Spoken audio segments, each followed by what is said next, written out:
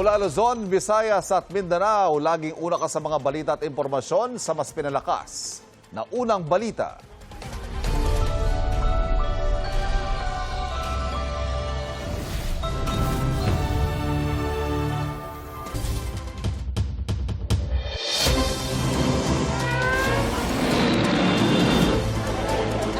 Sa kayo po ay Pisala. na ang mga unang balita.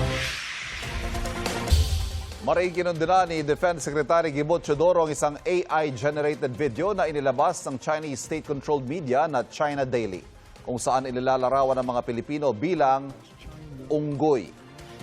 Nire-upload ito ni Philippine Coast Guard spokesperson for the West Philippine Sea, Rear Admiral J. Tariela. Ayon kay Teodoro, ipinapakita ng video kung ano talaga ang tingin ng Chinese Communist aparatos sa mga Pilipino. Lumalabas din daw ang kahinaan ng Chinese government na gumagamit ng racism at pagbabanta dahil hindi nito madepensahan ang pag-aangkin sa buong South China Sea sa pamamagitan ng ebidensya at ng batas. Tanong naman ni Tariela, hindi ba nakakagalit na kung sino pang nanggigipit sa karapatan ng Pilipinas sa West Philippine Sea ang siya pang malakas ang loob na ilarawan ng mga Pilipino bilang unggoy at sunod-sunuran umano sa Amerika at Japan?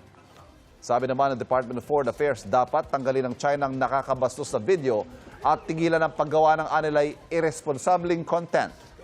Inihimok din ng DFA ang China na pairalin ng dignidad, respeto at katotohanan sa pampublikong diskurso.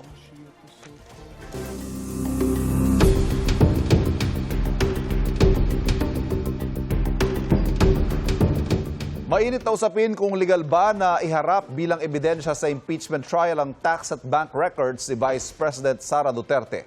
Sabi ni dating BIR Chief Kim Henares na humarap noon sa impeachment trial ni dating Chief Justice Renato Corona, naging issue na ito noon at kinailangan ng pahintulot ng Pangulo. May unang balita si Sandra Aguinaldo. Paglabag ba sa karapatan ni Vice President Sara Duterte ang pagbubukas ng kanyang tax at bank records gaya ng sinasabi ng depensa? O paglalahad lamang ng katotohanan gaya ng sabi ng prosecution? Dahil ako po ay nagsimula magtrabaho. Mainit na rin itong pinagdebatihan sa isa ring impeachment trial noong taong 2012 laban kay nooy Supreme Court Chief Justice Renato Corona. Kinuwestiyon noon kung tama ang kanyang idineklarang yaman, kaya pumirma siya sa waiver para mabuksan ang kanyang mga bank account. Ito po, pirmado ko na po. Pero meron siyang kondisyon. Dapat daw pumirma din ng waiver ang mga mambabatas. Kung hindi sila papayag sa hamong ito, bibigyan ko po ng direktiba ang aking defense panel na i-rest na po ang aking depensa.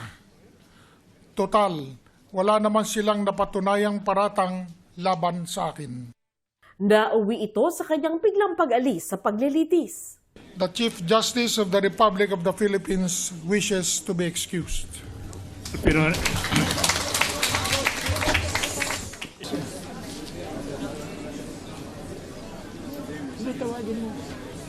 Counsel for the defense, will you kindly yes, Your Honor, advise your client to return to the witness stand? I respect him as a Chief Justice, but this court must be respected. Quiet. At ang kanyang tax records na ungkat pa rin noon. Paliwanag din ay Bureau of Internal Revenue o BIR Chief Kim Henares na tumestigo sa trial. Nakasaad sa National Internal Revenue Code of the Philippines na ang mga income tax returns na nakalagak sa Office of the Commissioner ng BIR ay magiging bahagi ng public records at maaring mabuksan sa inspeksyon sa utos ng Pangulo ng Pilipinas. Noong mga panahon na yon, pinayagan ni Pangulong Noynoy Aquino ang pagre-release ng tax records ni Corona. Ako yung sinupina ng Senado na mag-testify at dalhin ho yung mga income tax return ni Justice Corona, the wife, the children, and the son-in-law. Kailangan may isang magte-testify niyan para ma-admit as evidence.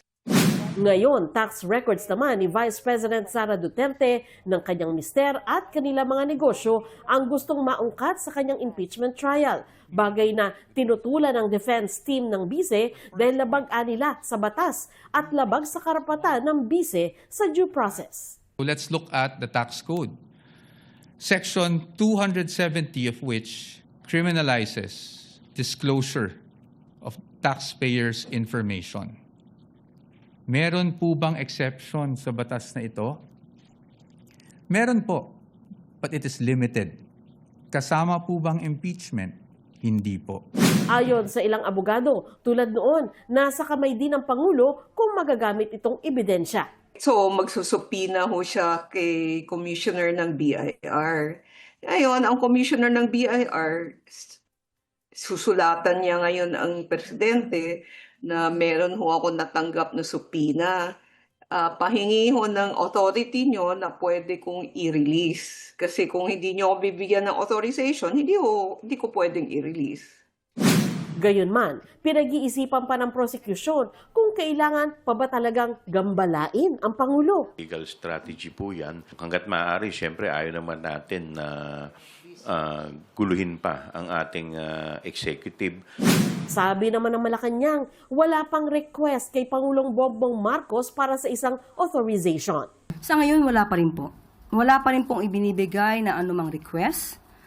Bukod sa tax records, pinapasabi na rin ng prosecution ang bank records at reports ng Anti-Money Laundering Council na mga confidential din. Hindi po tayo takot sa dokumento.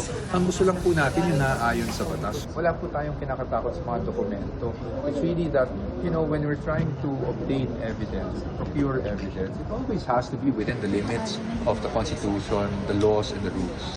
Sa Lunes ito, inaasang dedesisyonan ng senator judges. Ayon sa tagapagsalita ng impeachment court, sakaling magbotohan ang mga senator judges kung ipapasabi na ang financial records ng bise, simple majority lang na mga dumalo ang kailangan. 21 senador ang nakadadalo sa trial ngayon, kaya 11 boto ang kailangan. Sinusundan kasi ng korte yung previous rin na nangyari sa Corona trial. Nag-issue ng subpoena ang korte kay Commissioner Kim Henares. I'm sure itong fact na to will be brought up as well by the senator judges or the parties pagdating sa Lunes. Kung ipasabi na nga ng impeachment court ang financial records ni Duterte, maaari bang dumulog ang bise sa Supreme Court para pigilan ito? Karapatan po nila yan. Everybody has a right to question. It is the part of due process. They can, of course, question. We cannot predict how the Supreme Court decides. May nagsasabi na hindi pwede dahil sole power to try and decide on all matters about impeachment ang Senate as impeachment court. Meron naman school of thought na nagsasabi na parang pwede kapag maipakita na mayroong grave abuse of discretion. Ito ang unang balita. Sandra Aguinaldo, GMA News. Inabandona umano ng kanilang mga magulang ang tatlong magkakapatid edad 8, 6 at 8 buwan sa kanilang bahay sa Pililla, Rizal. 2 araw na rin daw po silang walang makain, ayon sa isa sa mga bata. At may unang balita live si Bam Alegre. Bam! Ivan, good morning. Na-rescue na nga ng barangay Bagong Bayan dito sa Pililla, Rizal. Ito nag-viral na 3 magkakapatid na inabandona umano ng mga magulang sa kanilang inuupahang bahay. Ayon sa mga otoridad ay 2 araw nang iniwan ang mga bata. Sa timbre ng mga kapitbahay na nag-post online na ipagbigay alam na sa barangay ang lagay ng 3 magkakapatid. Babae na edad 8 years old, lalaking 6 years old na may kapansanan at sanggol na 8 months old. Pansamantala silang nasa barangay sa pangangalaga ng municipal social workers. Nakausap na natin yung babaeng anak at aniya, tulog daw silang lahat nang umalis ang kanilang nanay at tatay.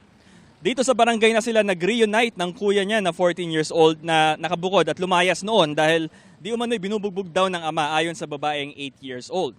Sa loob ng 2 araw, wala raw silang makain. Buti raw at nagmamagandang loob ang kanilang mga kapitbahay. Ayon sa investigation so far, wala pang idea talaga kung nasaan yung mga magulang. Pero isa sa mga tinitignan lead, baka daw nasa Pasig. So pakinggan natin yung pahayag ng isa sa mga nag-rescue dito sa mga bata.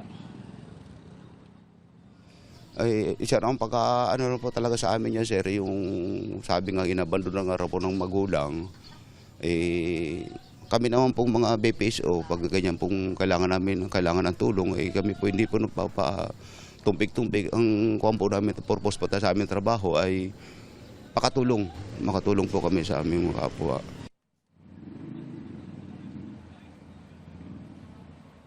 So Ivan, 2 araw ding di nakapasok yung babaeng 8 years old. Nakausap natin, matalino siya Ivan. Ano? At ngayon ay makakapasok na siya, nagbabay na tayo sa kanya at hatid sundo siya ng mga barangay tanod. At may iba pa raw silang mga kapatid. May isa silang kapatid daw na namatay dahil sa kagat ng aso. May isa silang ate na pinakupkop sa tiyahin sa La Union. At meron din silang isang kapatid na babae na pinakupkop sa isang kamag-anak abroad. So hanggang ngayon daw ay pinapahanap na ng lokal na pamahalaan ang mga magulang. Ito ang unang balita mula rito sa Pililla, Rizal. Bam Alegre, GMA News.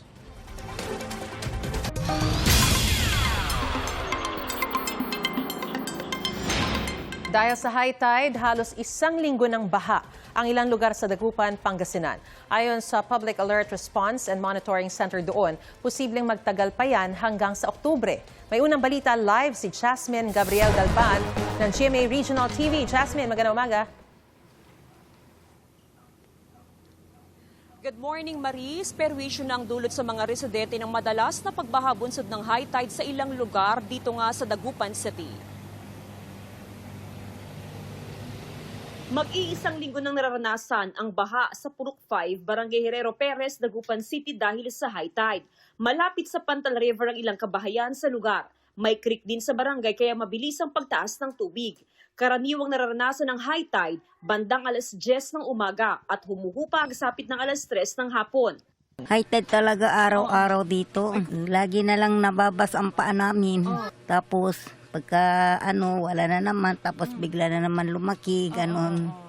Halos nasisira na yung mga bahay sa kalakyan ng tubig dito. Sa tide forecast ng Public Alert Response and Monitoring Center o PARMC, inaasang aabutin pa ng ilang buwan ng high tide sa syudad. Since pumasok ang buwan ng June, nasa panahon na tayo ng high tide. Siguro mag-e-end to by later of October. Kabilang sa mga minomonitor ng PARMC na naapektuhan ng high tide ang mga island barangay.